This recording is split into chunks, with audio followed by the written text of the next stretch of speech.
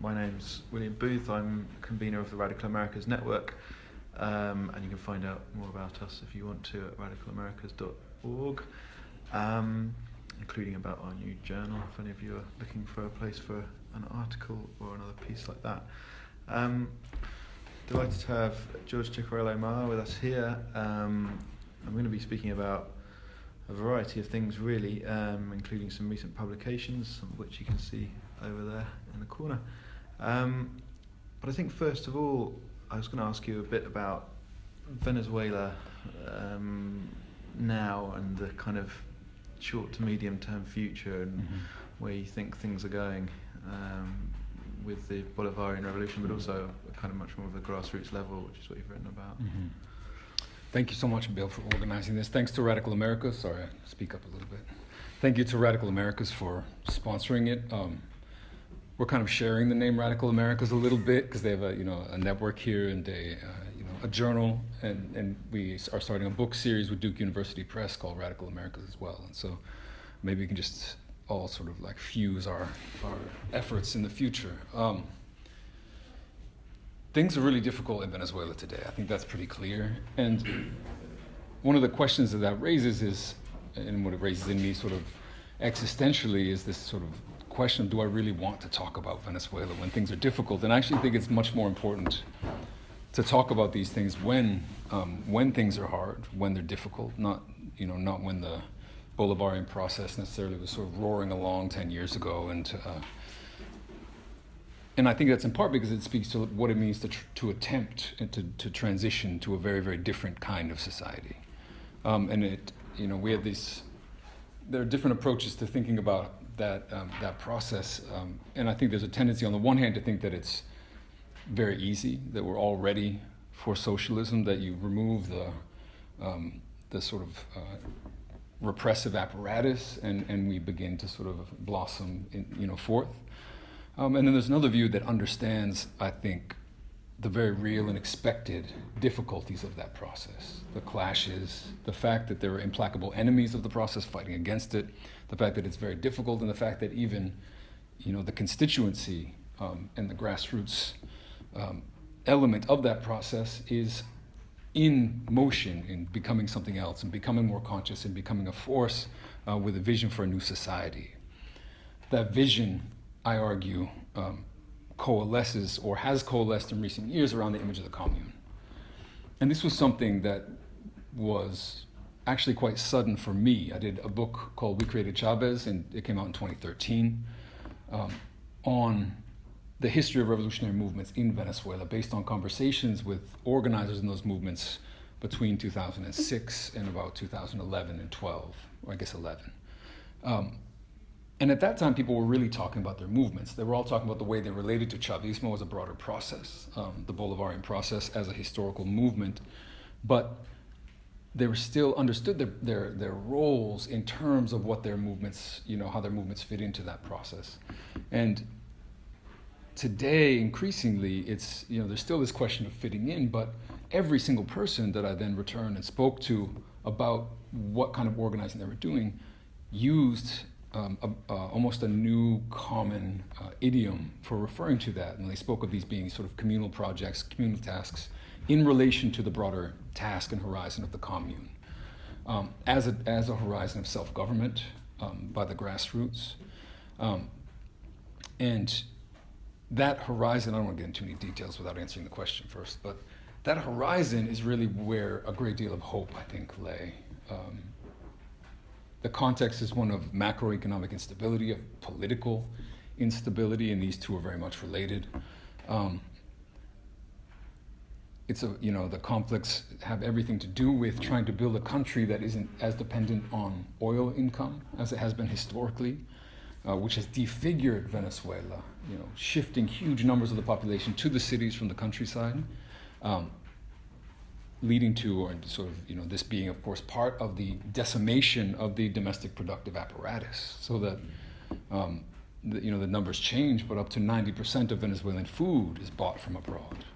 Oil, flows in, oil money flows in, and it's much cheaper to then buy food imported than to invest that money into building and creating a productive apparatus at home. There have been attempts, and yet, as we see in the crisis that began to unfold in 2013, which is very much a crisis of the import sector, a crisis of what happens when, on the one hand, huge amounts of corruption in the import sector are literally siphoning off billions of dollars of state funds, but also what happens when that sector can choke off imports, and so you have huge upticks in scarcity, for example, of certain goods.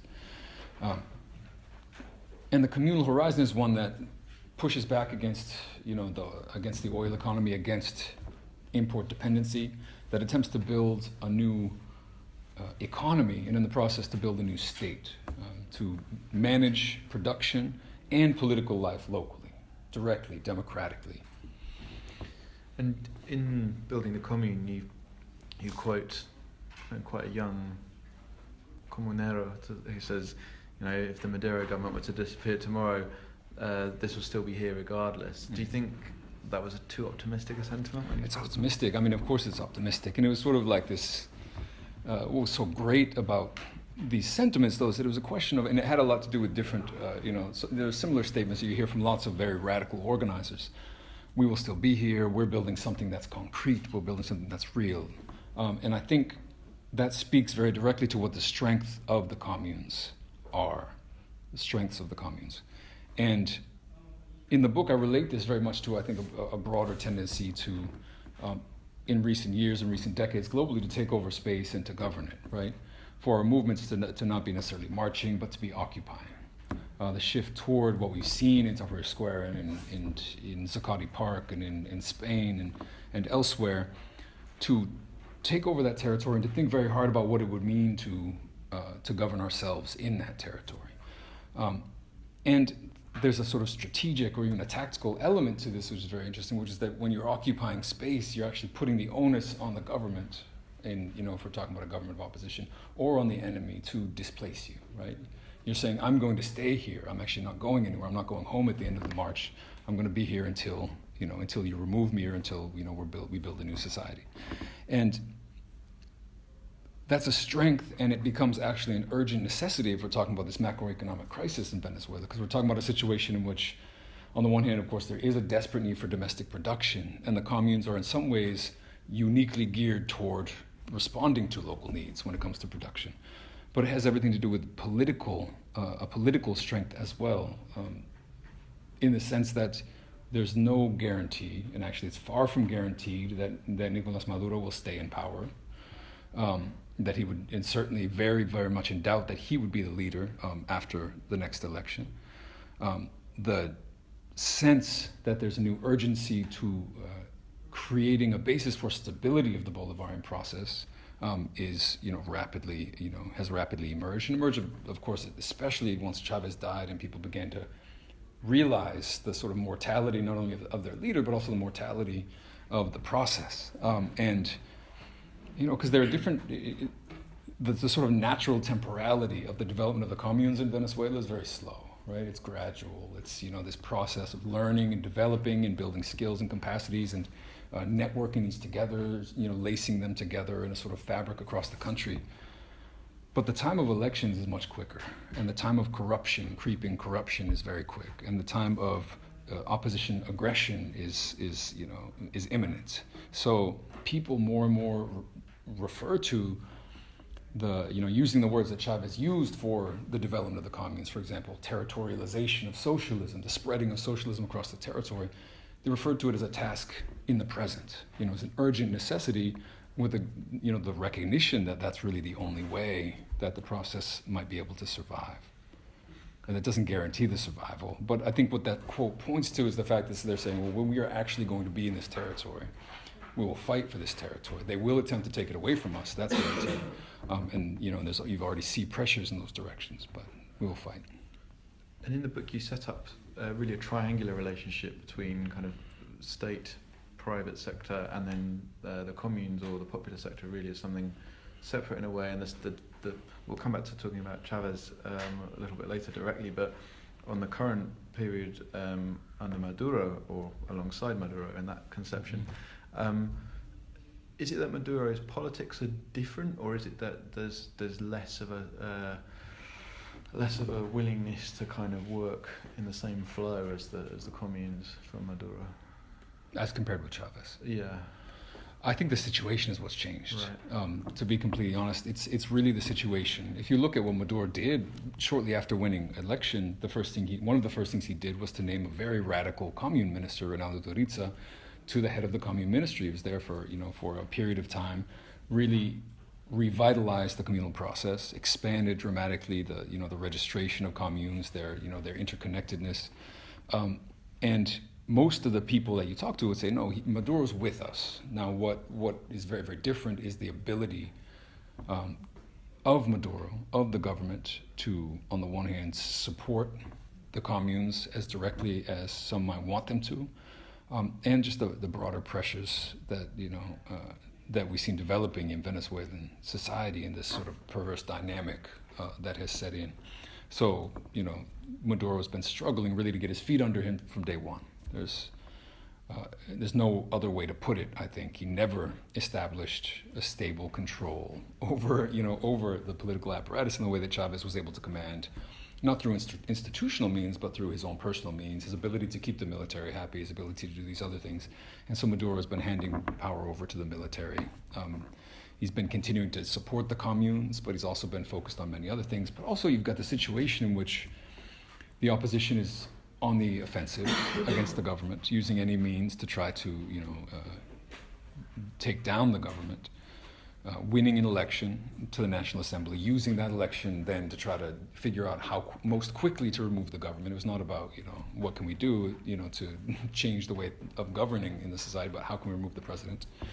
And the flip side of this has been the government's tendency to say that everything is a coup conspiracy, which is reasonable, but when you're in that kind of situation, what you have is sort of squeezing out of the space for the grassroots movements as a critical force.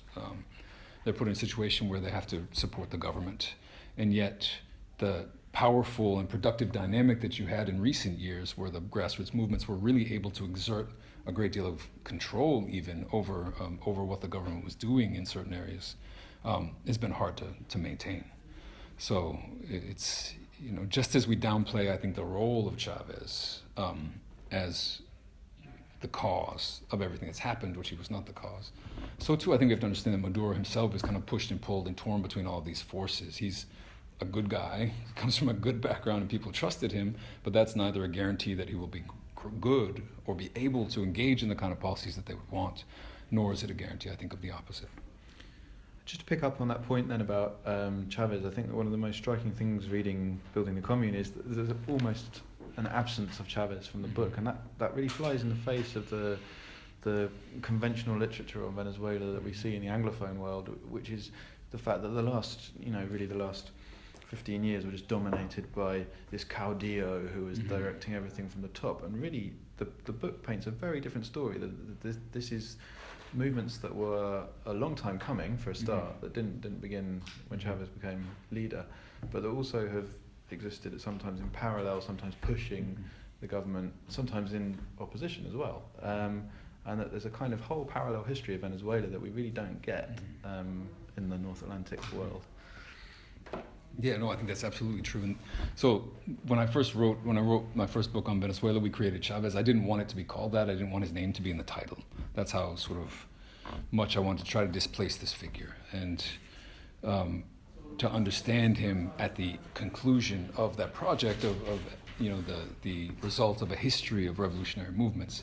And I think that was still a necessary displacement, this attempt to push away. At the same time, then, when Chavez died, things went to hell really quickly.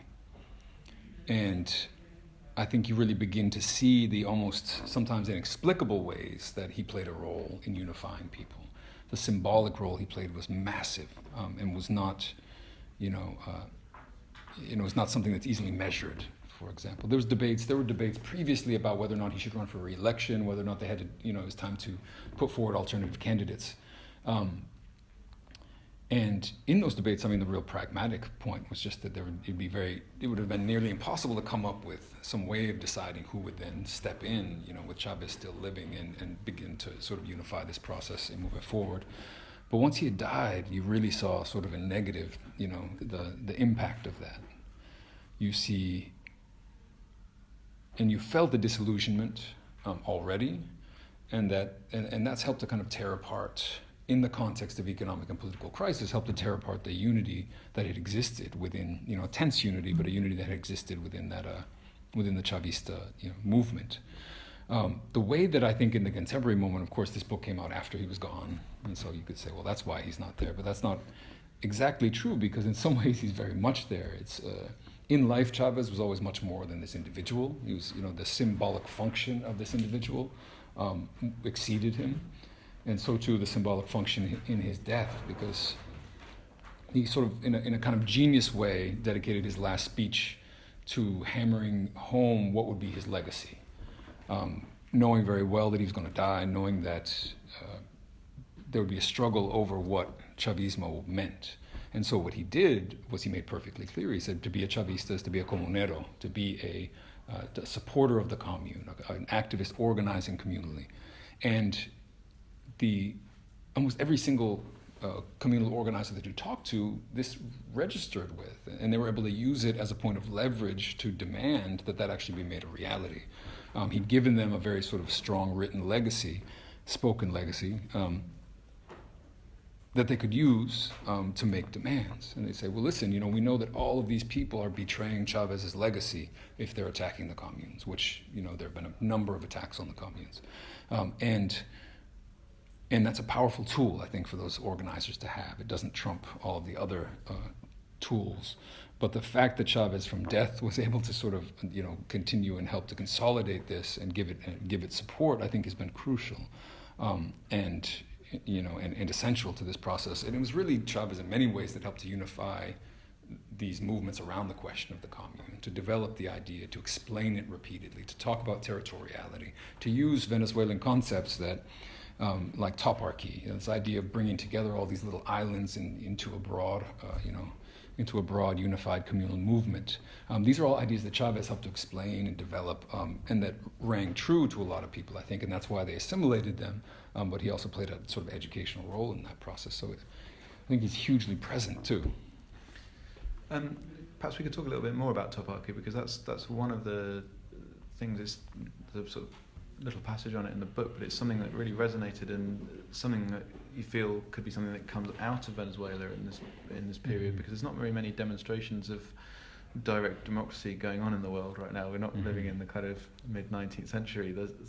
Thinking there's kind of some elements of that with the Zapatistas, there's some elements of that probably in Rojava, but is that something that you think could come out of Venezuela for a more universal leftist application? I think there are a number of innovations that I think we can point to that are really important. One is, it's not, it happens other places. It's not that Venezuela is the source of this, but this question of spatiality, right? Venezuela happens to be a particularly sharp manifestation of a spatialized territorial socialism, in part because the progression of popular grassroots movements in the 80s and the 90s for demographic reasons, for even the structure of the sort of class structure of the society, the presence of the barrios as huge spaces largely dominated by informal labor and people who circulate throughout the economy, led these movements, and specifically the most important movements that supported Chavez to help bring him to power, to organize themselves territorially. They were organizing on the neighborhood level. They were organizing these local sort of assemblies, and not strictly at the point of production, although there was a lot of organizing going on there. And so this spatial sort of ordering, this attempt to govern space in a different way, came up from the grassroots level, was manifested in institutions like communal councils, and today in the communes. But it also is something that we've seen developing, developing in the 90s in Bolivia and Ecuador, but also in other places. Chiapas is a good example of this. And so I think there's no accident that that we're talking about, on the one hand, space, but also the question and the difficulty of strategizing how we govern it and the turn toward this question of direct democracy. I mean, Chiapas played a big role in that, right?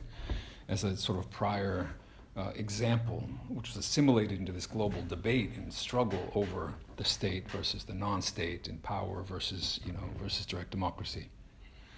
And how inserted into global struggles do you think the communes are in terms of self-perception? How Venezuelan is this struggle in their minds? It's very Venezuelan in their minds. There's actually there's a great deal of interaction between people involved in movements, but a lot of people organizing on the ground in Venezuela, I think, maybe draw a little bit of inspiration from different places. But for example, the relationship with Zapatismo has always been, a very minimal one. The relationship with maybe the MST has been a little more substantial, but people have been really dedicated, I think, to working through things that had been developing and percolating within the Venezuelan left. And that's actually been a shortcoming, as well as a strength, I think, of some of these movements. But outside of the perception of the movements, I think this whole process and this whole trajectory is central for understanding, and I've kind of alluded to this already, understanding what has happened globally in the last 30 years, right?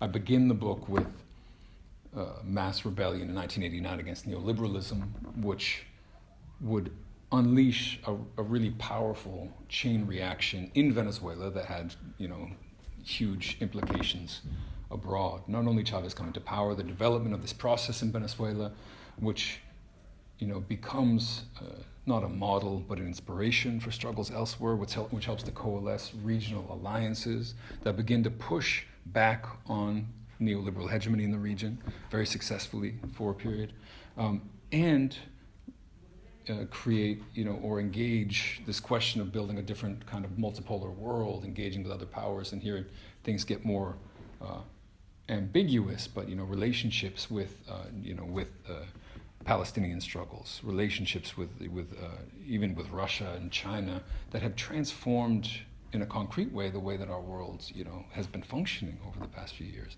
And I think it's important to understand the centrality in some ways of that. Just as Latin America was a laboratory for neoliberalism in the starting in particular in '73, but throughout the '80s into the '90s, so too I think has it been a laboratory for resistance to that, and unfortunately may be a laboratory for resistance to the resistance to that, as we see this sort of development of a rightward turn, a pushback, the kind of sudden dismantling of these regional alliances that had existed.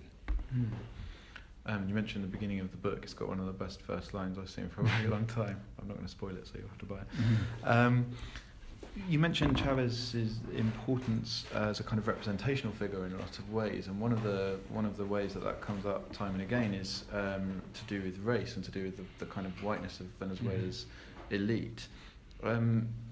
Is that something that you think is a kind of common thread throughout that relationship between Chavismo and those who've been excluded historically from Venezuela's sort of protected democracy, as it were? Yeah, I think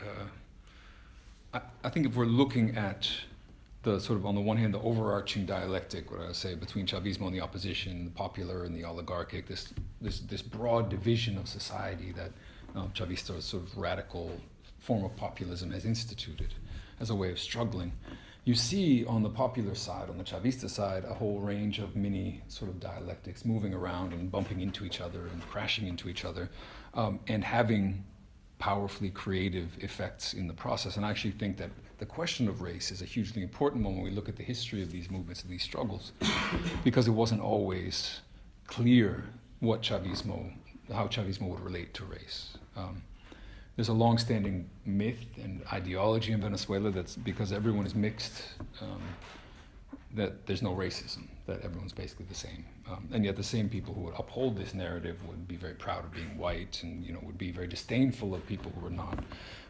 And this on top of the fact, or in line with the fact, that socioeconomically, white people are rich and non-white people are poor. But Chavismo didn't break with that until well into the Bolivarian process. This was a narrative that many leaders, including Chavez himself, upheld, partly because it was seen as controversial to talk about race. bring it up. And even when people began to talk about race, it's, they're treated as if they're the ones, this happens everywhere though, they're treated as if they're the ones inventing the problem. Like, why are you just stirring up trouble when there was no trouble before? But there was no trouble because people were systematically excluded and invisibilized from society. And the trouble begins for elites when people begin to push their way into the public sphere, people that weren't on television, people that weren't accepted as participants in political and social life. And this happens in particular around the 2002 coup and the sort of heightened tension in which Chavez is overthrown for a couple of days and the movements in the streets, and they eventually bring him back to power. But it's a period of many months of heightened tension in which the kind of overt racism of the opposition comes out, front and center. And I won't go into some of the things that they called Chavez and some other Chavistas. And so it becomes a turning point in which, at the same time, you've got these Afro-Venezuelan movements pushing on the government and saying, listen, like what we've been trying to tell you is how important these questions are, and you're not hearing it. And it's in that situation of conflict that the government, and Chavez in particular, begin to hear it and begin to see themselves in that narrative, and Chavez begins to identify more openly as Afro-Indigenous, and begins to insist that Venezuelanness is Afro and Indigenous. And this then creates a qualitative leap, not only on the question of race, but on the question, more broadly speaking. You have, and I think I like this example because it's very relevant to us in the U.S., but Bill Bratton, the head of the NYPD, was brought down as a police advisor to the Metropolitan Police. And it was the Afro-Venezuelan movement. And this was, so the point is that this is a reactionary move. But it's also a move which targets Afro-Venezuelans in particular. And so people pushed back on it and sort of chased him out of town. And it points to the ways in which I think the question of race helped to crystallize but also catalyze other developments and radicalizations, and really played a big role in the process becoming more radical in the period after the coup. And these divisions and exclusions are not just in the minds of Venezuelans. Mm-hmm. The picture you get from the book particularly is of a very physical and very easily drawn physical separation as well. Yeah, it's a question of geographical territorial segregation, which has always been very, very central. And this also develops through these kind of moments of conflict. And precisely around this 1989 rebellion, the Caracazo, because what happens is, rich people are sort of already scared of poor people. But in 1989, in this rebellion and looting, the poor people just kind of take over the city and they enter into the areas of the rich people. And if you know rich white people, you know that they're scared more than anything else. And this sort of sharpened that fear and led to, you see it in the layout of the city, an increased segregation, different kinds of segregation, fortress architecture, people building bigger walls and putting up barbed wire, and even having and establishing checkpoints for their own neighborhoods to keep suspicious people out. And so this heightened period of segregation in the 1990s then raises a territorial question for the government. And I think what you've seen in recent years is that there's been the beginning of a process of breaking down that urban segregation through things like the housing mission, but also through movements on the grassroots level, like the squatters movement, which has been taking over space and occupying it, not at the edges of the city, but right in the middle of the city. Very famously, what was called the Tower of David was this massive hulking skyscraper in the center of Caracas, which was left abandoned before Chavez in the 90s and during the banking crisis. And but more recently, poor Venezuelans who had been displaced by a mudslide occupied this huge tower and put it in, turned it into a kind of a vertical barrio. And this was, the scariest thing in the world for elites, but not only elites, also people like John Lee Anderson writing in the New Yorker, but it was really nothing more than people taking over space, taking it at the center of the city, claiming a right to the city, and insisting that that they should have access to the city. Because when you live in the Venezuelan barrios in Caracas in particular, you're talking about driving to, or taking public transport from the city to get toward your home, and then at the bottom of the hill, getting on a 4x4 vehicle that drives for another 30 or 45 minutes up into the mountains to get you to your house. In other words, you're talking about a situation in which you may work in the city, but the city is not really, something that's accessible to you. And so this sort of return of the poor, I think, to the center of the city is another big part of this geographical question. That's probably a good point to move on to Decolonizing Dialectics, which is your other new book, which is just coming out with Duke. And that's, in a way, bringing critical theory very much into the lived experience, you say, and perhaps you could say a bit more about that. About what? Well, about what sort of lenses you're using in that book. Yeah. So Decolonizing Dialectics is a more theoretical book. There's a chapter on Venezuela as well, but it's a more theoretical attempt to frame out things that are already, if you're paying any attention, really present, though, in the other books, because they're really present in the Venezuelan experience. This is not really an accident, because I was writing them at the same time. I was writing We Created Chavez at the same time that I was writing Decolonizing Dialectics in its original form. And so I was in Venezuela seeing things happen on the streets, seeing the way that the sort of political dynamics of combat and conflict playing out in the streets, and writing about this in sort of more historical, concrete terms in one book, and then writing about it in theoretical terms in the other one. The attempt to decolonize dialectics and the sort of wager taken by the book is that there's something worth preserving, of course, in the dialectical tradition for decolonization, and that decolonization matters to the dialectical tradition.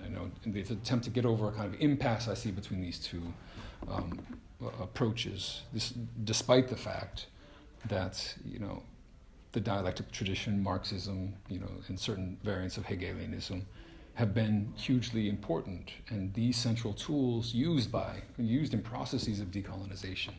And yet there's always been this kind of resistance to certain elements, or an understanding that at some point there's a limit that's hit and you just sort of overcome that.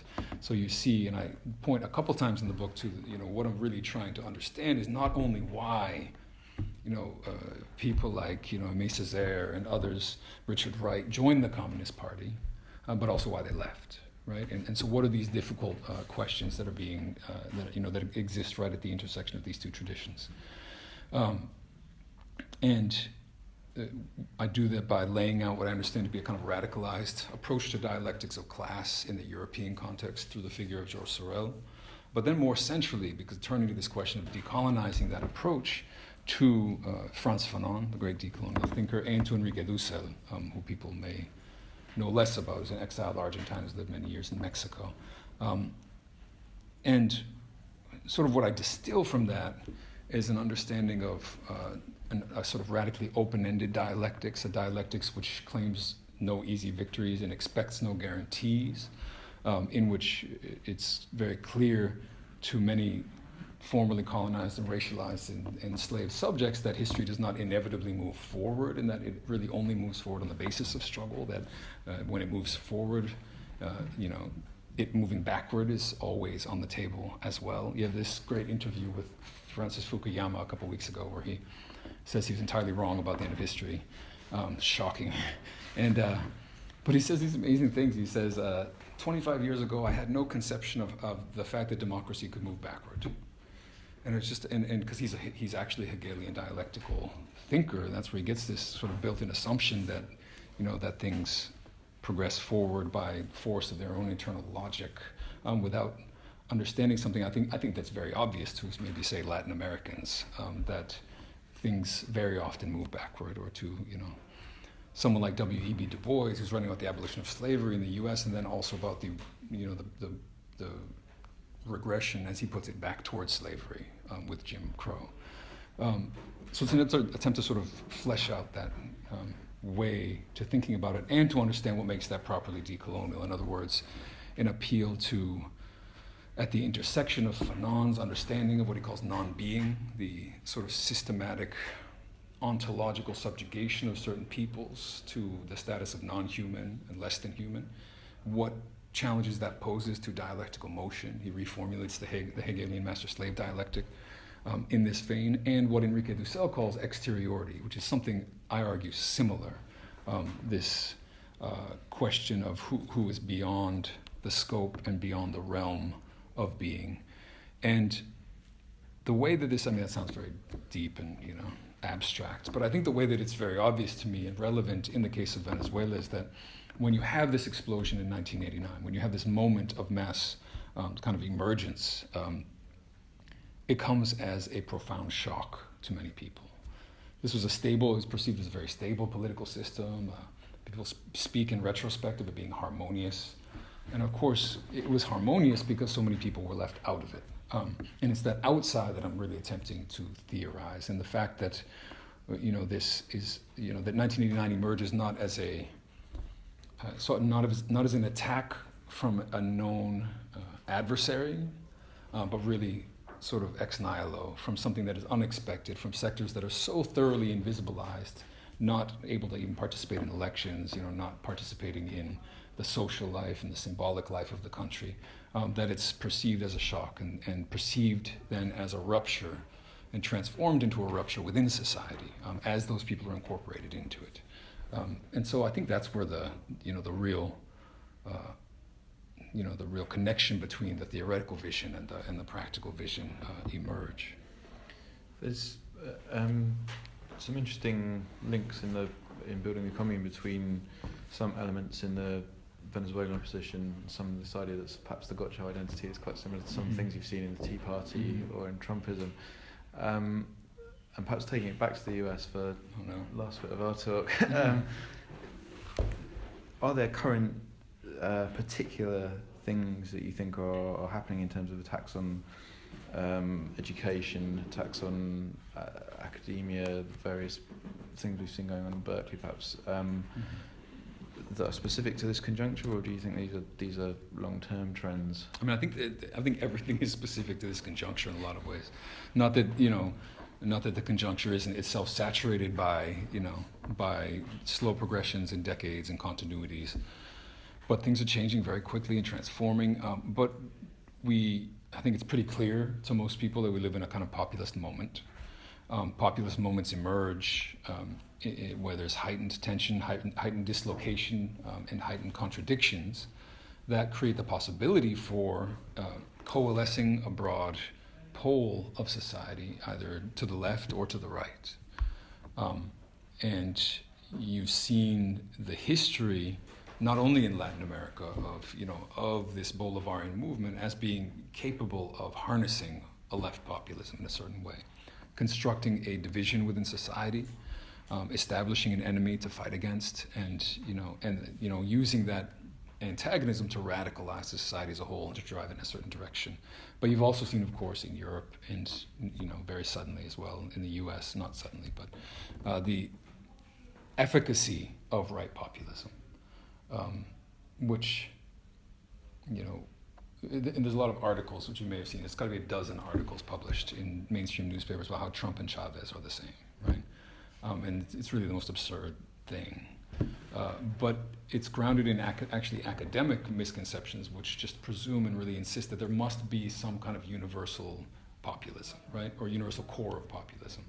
Some people strip it down to a rhetorical structure where people sort of engage political rhetorics in the same way on the right and on the left. But when you do that, what you do actually is to strip out all of the content. And you strip out, not, in other words, whether they're left or right, or what kind of things they're actually fighting for, but you also strip out and this is, I think, just as important for me, the credibility of that populism. I think right-wing populism is fundamentally cynical and misleading and conservative in the sense that it, to the extent that it mobilizes people, it does so for its own gain. To the extent that it mobilizes the fears of the people, it lies to people about those fears, right? It blames migrants, it blames globalism, as in the phrase in the US, which is always very funny to think about. And when left populism and really good, coherent left populism, I think points toward actual causes often, or mobilizes people for the sake of being mobilized and for the sake of organizing and controlling their own lives.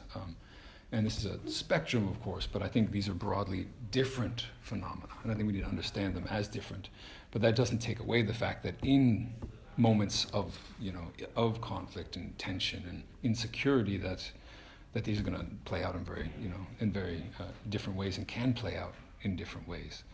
And we see in the United States, for example, the Democratic Party absolutely incapable of grasping the need for populism and actually shutting down any attempts to turn the party in that direction over the past couple of weeks. The idea that you can, defeat Trump simply through sort of rational calculation and a slow, process that openly neglects your base as well. And the fact that this isn't all built into a decades-long progression in which liberals have systematically destroyed their own foundation, right? Whether it's in the U.S., through mass incarceration, through pushing free trade, and these other policies that have devastated constituencies, and without any understanding of what it would take to then mobilize those constituencies in a productive direction. That's a very roundabout answer. That's fine. But so actually, I didn't really get to the question. So you got what does this right-wing populism look like? It's very familiar, I think, to people here as well, and to Europeans. It's blaming migrants. It's amping up sort of not a solely U.S. tradition, but a very deep U.S. tradition of white supremacy against Black Americans in particular. One of the first things that Trump did. Trump was endorsed by both. And I think when we're thinking about struggles, this is really essential. He was endorsed by both the Border Patrol and by the police, right? And this is the sort of external and the internal face of this proto-fascism that Trump, may be moving toward. And he's already said that both of those forces will have utter impunity. One of the first statements issued was to defend law enforcement, and it took aim in particular. It said, we're not here to defend rioters and the rights of rioters, meaning Black Lives Matter, meaning people who have been resisting and rebelling over the past few years in Ferguson and Baltimore. And we know that Trump is, of course, building a border force. It's very interesting, as people probably saw the sort of unprecedented resistance that emerged suddenly, spontaneously at airports against the Muslim ban. It was not expected by the administration. It was a sign of strength. It's something, it was people who had never been to a protest before showing up to block the airport, and in support of, or at least in resistance to this particular policy. I think what's less noticed, a lot of things are less noticed, but one in particular is that it was not clear how that ban was supposed to be carried out in the airports, and that the individual border agents were taking their own initiative to seize people and to halt them and to take their visas. And I think that's a really frightening thing, because it points toward why it is that these forces would endorse someone like Trump, and why they themselves are going to be pushing the envelope when it comes to these policies. Even if all Trump is doing is allowing them that capacity, what it means, and what we've already seen, is a great deal of on-the-ground sovereignty being exercised by these border agents in the same way that police exercise sovereignty on the street. And I think these two parameters, in other words, the question of migration and resisting deportations, and the question of continuing to resist, police murder, are going to be the real flashpoints over the next couple of years. Mm. Well, I think we could throw it open to some questions. That'd be great. That's all right. So if anyone's got one, please raise your hands. The pink tide, or the so-called pink tide, has obviously been receding in South America. We've seen it in Argentina and Brazil, and to an extent in Venezuela. How big a portion of the left in Venezuela do you think is sort of facing up to the reality that they're going to have to fight and win a civil war and basically establish a dictatorship of proletariat in the long run, if they're ever going to succeed in forcing out the right and disempowering the right? It's a good question. I think it would have been much easier to, for example, there's a lot of controversy today about whether or not Venezuela is a dictatorship, and it's clearly not. Right? They just lost an election in the National Assembly, and dictatorships don't usually do that. And people have been calling it a dictatorship these same people have been calling it a dictatorship for a decade. And but there's a very real question of, of at what point, and talk to grassroots people and they'll be like, or grassroots organizers and militants and revolutionaries, and they'll say, well, especially if we're talking about this territory that this commune governs, we're not going without a fight. There are people who say if we lose an election, we're not going. But to say that in 2006, when the process is in full motion and people are mobilized and and everything is much better, is a lot easier than to say it in a situation of economic chaos, in which the government, it's not clear how much support from the population the government can command, but it's hardly a majority at best. They clearly lost in the National Assembly. That was a lot of a punishment vote against the government for economic policies. That doesn't mean support for the opposition, but the reality is that the government's very, very weak.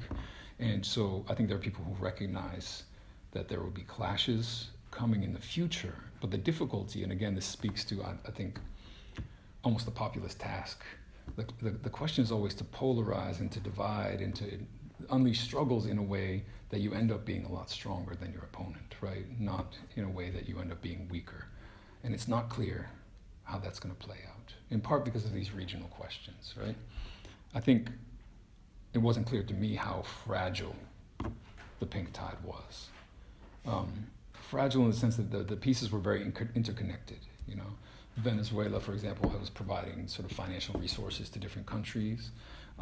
Brazil, of course, was a hugely powerful regional actor. And so when these pieces begin to fall one by one, you begin to see how they relied on one another. And the aggression against Venezuela in Mercosur by Paraguay, where there was a congressional coup or a constitutional coup, Brazil, where there was a constitutional coup, and Argentina, where Macri was elected, shows, I think, how these small changes are all contributing to a much bigger, maybe not transformation, but a new counteroffensive by the right.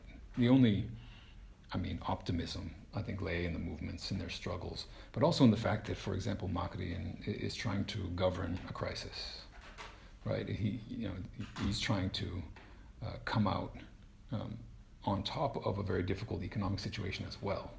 And so it's not guaranteed that this process will continue to move to the right, or that people will not maybe see that Macri is imposing structural adjustment and decide to vote against him, in the long run.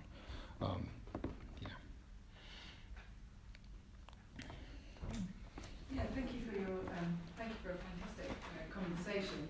I had a few questions. I don't know if they're going to come out particularly coherently because they're coming from different angles. I think one is to do a question about the differences and similarities between the different communes. So if this is kind of bottom up and kind of local grassroots organising, what is the coordination between the communes, and is there any kind of coordination, or are there differences and tensions between them? I mean, you talked about the constituency in motion, but I'm wondering what are the strengths and vulnerabilities of kind of localised different groups organising separately, perhaps.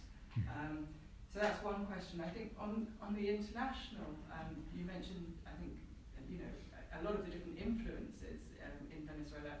I guess what you didn't mention was Cuba, and the big kind of, there was always the big suggestion that, Cuba is very involved, not only at kind of top level, but also potentially at bottom level. I wondered what your views on Cuba's influence were.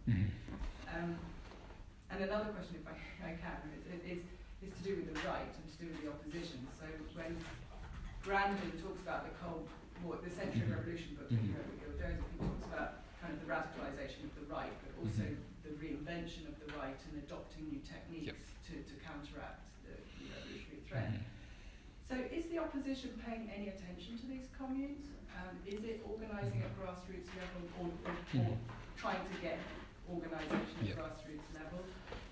Is it just simple opposition, or is it co-option, or is it kind of emulation in any respect? That's a really good question. Sorry. Three good questions. So I didn't, in this conversation, really lay out concretely what the communes are and how they function. They, formally speaking, they bring together different instances of direct democratic participation and production.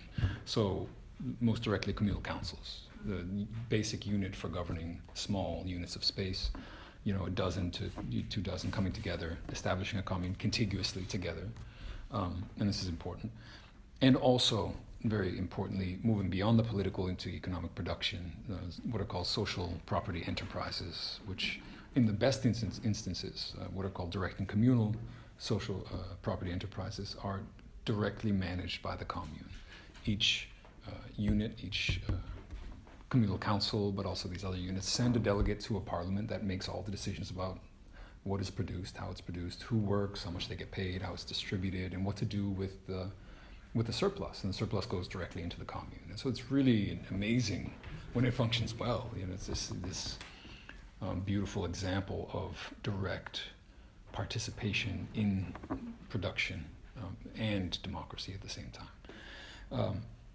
Now the difference is, you know, there's a fundamental difference between those that function well and those that don't. But there are also other huge ruptures and divisions that manifest at the same time as, on the one hand, territorially between urban and rural, and this overlaps very heavily with the division between those that are very productive economically and those which are not, or produce less. In the countryside, many of the communes are more productive because they're built on, you know, they're established on a productive base that already existed.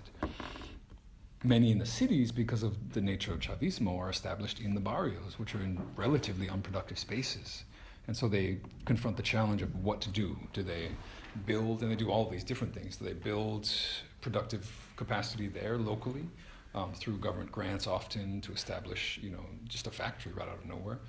Do they develop relationships with the countryside? For example, a commune in Western Caracas that packages sugar gets that sugar from a commune that it's affiliated with in the countryside, and so they're breaking down in a way the urban-rural divide.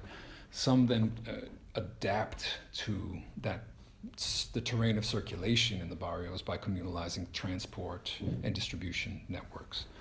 And others really raise the difficult question of how to understand production in general.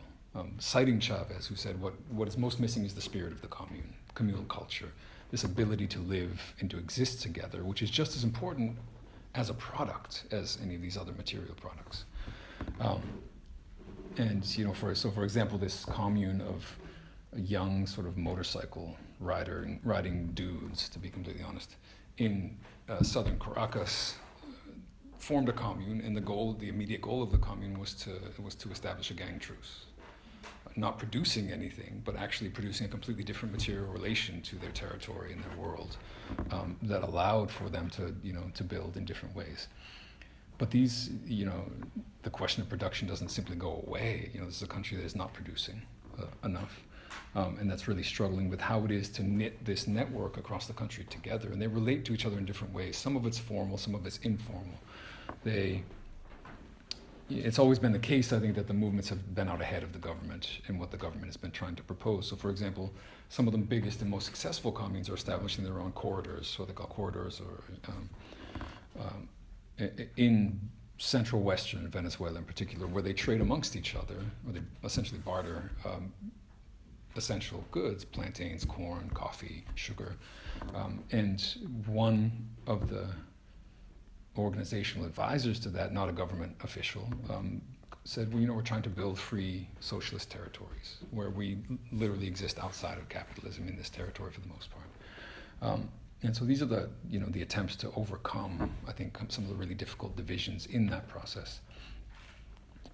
On the question of Cuba is really interesting. I think it's, of course, overblown by the opposition. There's this idea, there's still very much an idea that the Cuban government infiltrated and took over the Venezuelan process and is really pulling the strings. I think that's not true. I think if anything, Castro kind of developed a level of pragmatism that he was constantly trying to communicate to Chavez and others. But also just sort of the sage advice of someone who's been through a whole lot. And Chavez would also often say, like Castro's telling me I need to get more sleep or drink less coffee, and that people will be trying to kill me. So it's there's a lot of that going on. I think there's always been a Cuban tendency in the Bolivarian government, which has not always been the best tendency, if we understand it as a kind of statist tendency. But I think that's not a totally clear-cut assessment. I think the relationship economically has been clear. Cuba, as you know, sent doctors to staff these barrio clinics that provided health care for poor Venezuelans. And Venezuela responded by providing oil. And this was hugely important. And the collapse in oil prices, also maybe the changing in regional relationships, has strained a lot of these relationships in unfortunate ways. The right wing is learning, is developing. I mean, I don't want to exaggerate, because the Venezuelan right is so, is really, really good at completely fucking up always. And when you think that they're about to get it together, they just destroy it. What is developing, though, and that's more on the level of the leadership, right? This small sort of pack of wolves that are descended from the most elite families in Venezuela, and and they're always fighting for their own sort of domination. On the level, what's really worrying, and I spent a chapter talking about this in Building the Commune, is the development of a new youth right that's very right-wing, very militant, that uses the streets and uses them effectively, that has been trained in nonviolence by nonviolent institutions, that I was very critical of for doing that, because they said, well, why are you training these sort of aggressive right-wing youth to overthrow the government of Venezuela? And they said, well, we're doing it nonviolently. We're giving them nonviolent tools. I said, you shouldn't be giving them any tools. And so they are adapting in that sense, attempting to, this is very effective in the 2014 protests. And going back to student protests in 2007, the attempt to look like just another of many sort of anti-authoritarian global movements, with like painted white hands and standing in the street. And it was the explicit narrative in 2014 when protests broke out across, not across the country, but across wealthier parts of the country. And got a lot of international media attention, because they're trying to say, we're just like the protesters in Egypt and Occupy and all these other places, and their objectives are very, very different from a lot of those movements. But it showed a real learning process. And so at the same time that these movements are kind of whitewashing themselves for the media and inserting themselves into a global narrative, they're also, in my view, really a network of quasi-fascistic, names from Latin American history, at the head of which is Álvaro Uribe, the former Colombian president. And these people are very much interconnected, and they have conferences together, and they, hang out with far right and even Nazi organizations, and they, when they're speaking openly, they talk about, this one guy who's in jail in Venezuela now was caught on video talking about blowing up bridges and hiring snipers to kill all the Chavistas and all these things. So it's, the opposition on the political level hasn't really gotten it together. Despite the chaos in the economy, they still are not particularly popular. But there's coalescing, I think, on what is to be expected in the context of a couple decades of pink tide governments, is attempts by a new generation on the right to figure out how to defeat those governments. Another question? Thanks for that. Two questions that are quite different from each other. The first one,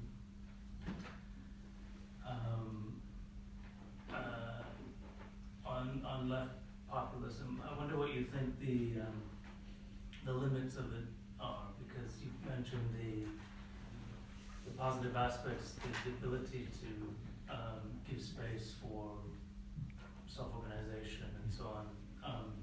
But historically, it seems that there's always also been an integrative, pacifying, bureaucratizing function of left populism, and that left populism has been at its height when popular classes have been unable to represent themselves. In fact, it's a replacement for their self-representation. So, Peronism came out of the defeat of the anarchist and communist movements and was fiercely anti-communist, even as it gave space for a working class identity, which often escaped the boundaries that Perón wanted to keep it in. So there was these tensions. I'm wondering what you see in that moment in Venezuela, and if the crisis now of the left might have something to do with the limits of that project. And the other, which is totally different, has to do with the U.S. You were talking about the police and the border control endorsement of Trump. And if if you think of that in relationship to basically the petty bourgeois foundation of Trump's key social base, meaning he doesn't represent any sections of major capital and is ideologically open war with the voice of capital, the New York Times at the moment. I mean, it's crazy reading the New York Times. It's amazing.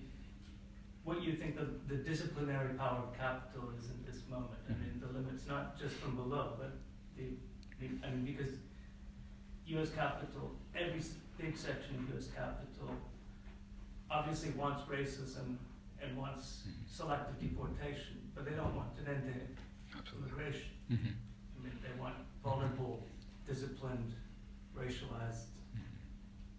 Well, you need theater of deportation, but you can't actually build a wall, otherwise the economy will work. Yeah, it's really good questions.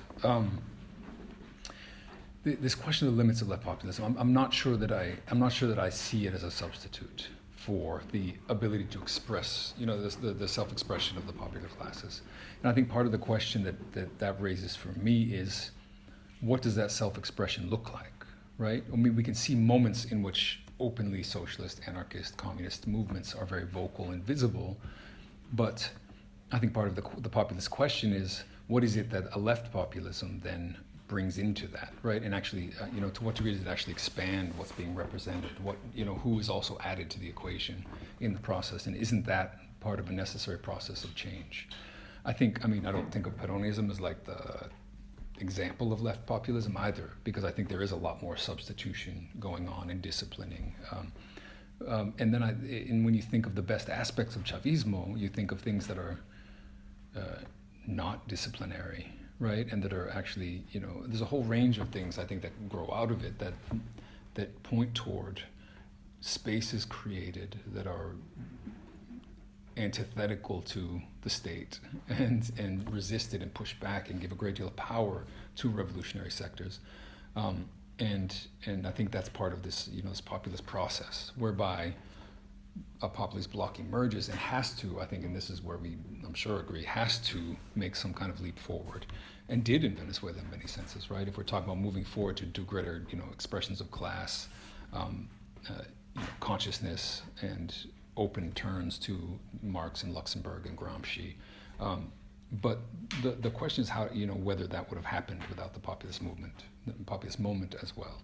And so I think, these are the questions and the tensions I think that leaves for me is how do we get there without first establishing and taking the greatest advantage of that, and trying to draw the line of rupture in a way that allows as many people to at least begin with sympathy for our side before then the line gets drawn even harder.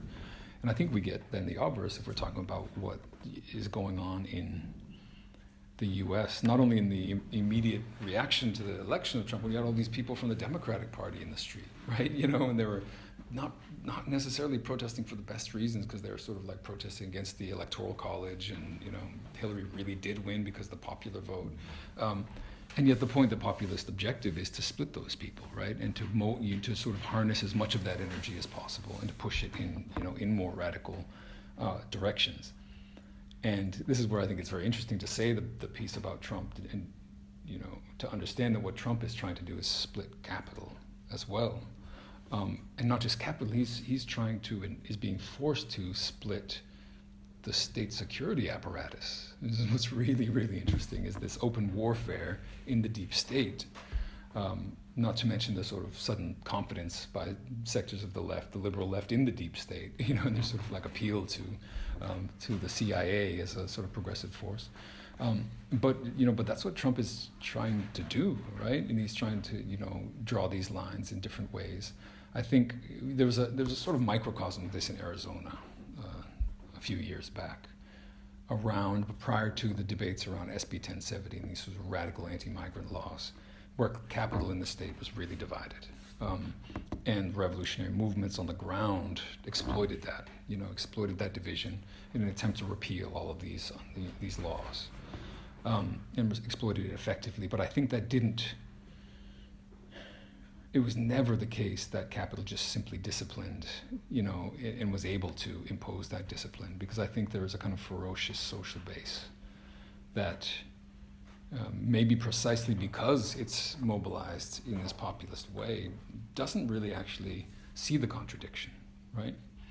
I think Trump has to give that base a lot. And I think he's maybe even giving that base more than I expected him to do right away. I thought that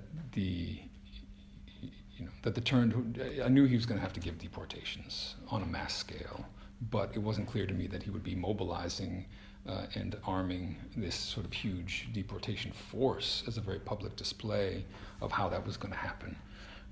And I think he's going to do a lot of that.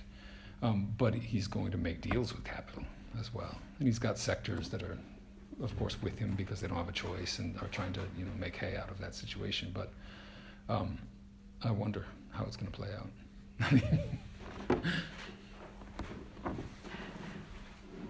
Time for one or two more questions if anyone's got one.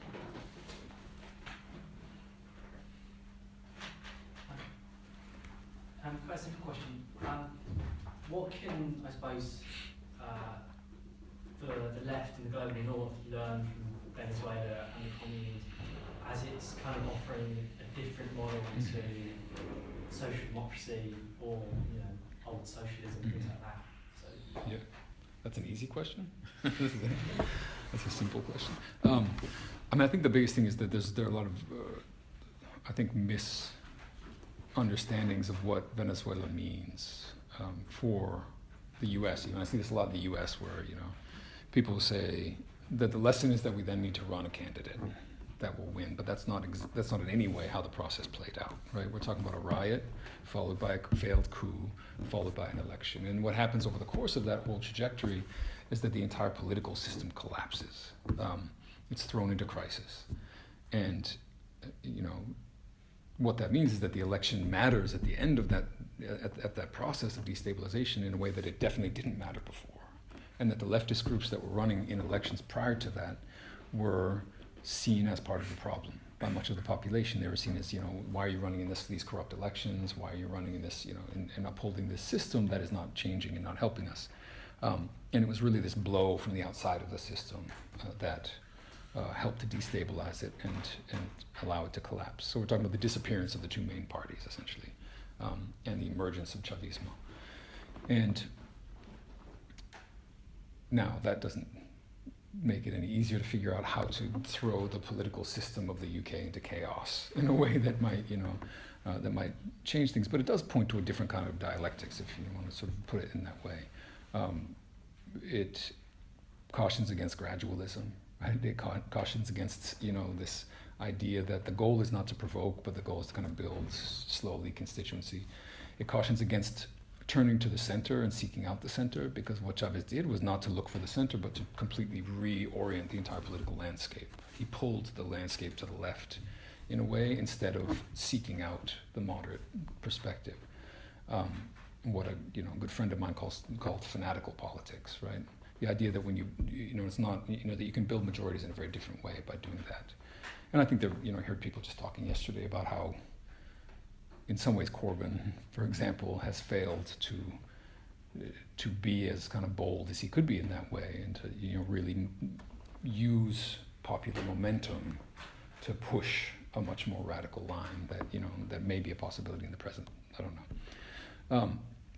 So I think it cautions us against those things, and it points toward the ways in which we need to be open to mass resistance in the streets. We need to understand that resistance can unleash political transformations, and it's not simply about playing directly to the power structure, but it's also not about neglecting that power structure. It's about understanding the ways and the echoes that play out in the process. I mean, Bernie Sanders has a lot of faults. He was not leading a revolution, but he was in many ways, and we have to understand that he was the echo of what's been going on in the streets for years, and the echo of a global situation. And I think those are the dynamics that we need to understand in order to understand how to grasp them. For example, Podemos in Spain is now running into some difficulty, but I think right from the very beginning what they really grasped, because they had been in Bolivia and been in Venezuela and observed these things happening, the leaders of Podemos, was how to harness that energy and push it in a certain direction without becoming a part of the system too quickly. Now they're in a situation where they are a part of the system, and they're trying to get their feet back under them. But they grasped in the process of just a year, built a party that was a movement party that was capable of nearly winning elections. And so those are the kind of lessons. It's less about what concretely to do, but more about understanding what kind of dynamics are possible even. And I think we live in a moment in which we're realizing that the things we've been told are impossible are suddenly on the table. That seems like a good place to wrap up, actually. What else is also on the table is some books, if anyone wants to get one. But It's super cheap, actually. Okay. Let's say thank you to George Ciccariello-Maher. Thank you very much. Thank you for the questions. It was really good. Thank you for the questions.